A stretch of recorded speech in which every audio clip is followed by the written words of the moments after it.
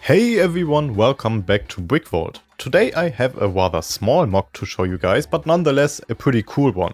This is the Midi scale U-wing by builder Grid, who made quite a few mocks for BrickVault already and continues to pump out high quality builds at a really impressive rate. This U-wing starfighter is the regular colored version we see in the Rogue One movie, which is also by the way the one LEGO made 2 sets of, and designer Caleb Briggs made a mock of for BrickVault not too long ago as well. The instructions for this Midi scale U-wing have been added to BrickVault by the release of this video, so you can build it yourself if you so choose after watching the video. Link below. The U-wing comes with 726 pieces and the parts will cost you roughly 50 to 60 USD on Bricklink, which is actually cheaper than the most recent LEGO set that is also actually very similar in size. But besides the size and the parts price, they are obviously not too comparable, since they are both based on 2 completely different concepts and approach the U-wing from different directions. One is a playset that also comes with minifigs, and one is solely for display purposes that concentrates on accuracy and proportions in this rather small form factor. Still an interesting comparison to draw here. But let's take a look at the U-wing itself. It is 37 cm long, 14 cm wide and 11 cm tall on the stand, and here's a drill as size reference. Back to the stand, that is also included in the instructions and can be connected to a couple of studs on the underside of the U-wing to pose the U-wing in a very dynamic in-flight pose. Actually very similarly to our big minifig scale U-wing by Caleb Briggs. Generally the Midi U-wing looks just like a scaled down version of that, which is the best thing in this case, since the big one is one of the most accurate LEGO models I have ever seen.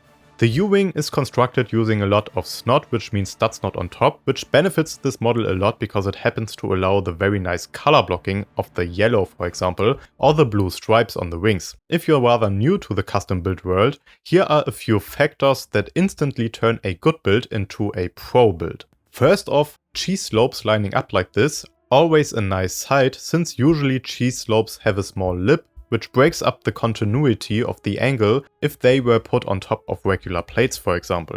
Also panel pieces to cover up gaps if sub-assemblies have been angled, for example, one of my personal favorite techniques. Being not just aware of the LEGO pieces, but looking at the reference and using LEGO pieces to intentionally close all gaps you can find that are sometimes a byproduct of connections of bigger sub-assemblies. And lastly, tricky angles. If you're not sure how an angle is achieved and the angled subassembly is even locked in place and doesn't move when being touched, you know some thought have been put in. I think we have all of that present here in some way or another, but also simply the details here are cool, like the detailing on the back, for example.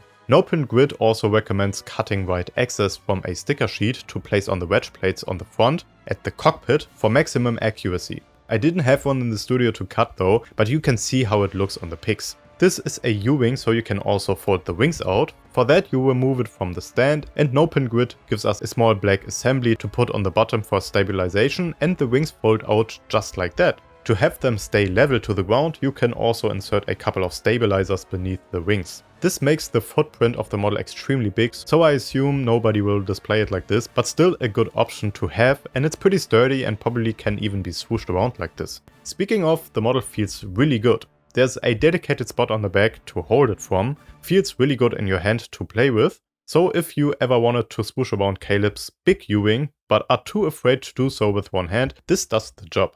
But of course, first and foremost, this just looks good on display if you're a fan of the movie, like we all probably are, and don't have hundreds of dollars to spend. So if that's you, check out BrickVault.toys in the video description. Leave a like when you're down there, it doesn't cost you anything other than maybe a fraction of a penny on the electricity bill, but it helps us out immensely. Also consider subscribing for more awesome custom builds, and I'll see you in the next one at BrickVault.